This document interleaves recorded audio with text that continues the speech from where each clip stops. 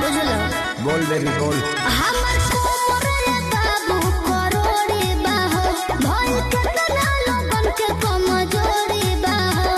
हाँ तारे चलते टीवी धरता रसदार होई रसगोर कोमल कोली। प्लीज एक स्टार देकर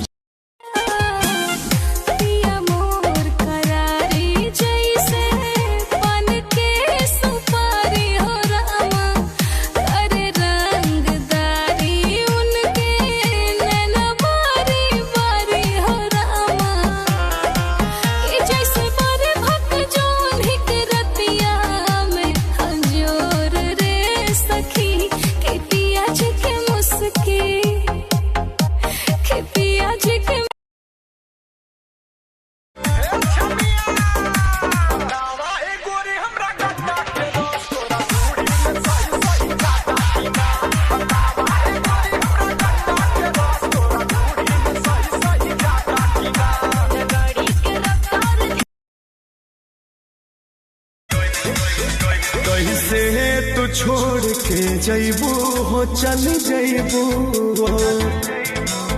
हमरा बिना का रह पैबू हो रही पैबू हो। तोरा बिना दुनिया बिरान लागे गोरी रे, तोरा बिना दुनिया बिरान लागे गोरी रे। जियत शरीरिया है तोरा बिना दुनिया बिरान लागे गोरी रे, तोरा बिना दुनिया बिरान लागे गोरी रे। जियत शरीरिया है तुझको रूप का सिंगार दिया है परवरदिगार। तो बताओ दीवानों को क्या मार डालोगी, मेरा झूठा है ना प्यार फिर भी करती हो इनका।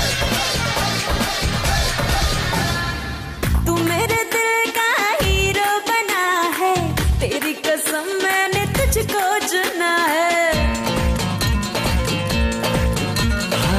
सबसे जुदा है जो तेरी अदा है, कम वक्त दिल मेरा तुझ पे फिदा है। तू हुस्न के जाल में जब फंसेगा, हर देखने वाला तुझ पे हंसेगा। दोस्तों वीडियो अच्छा लगे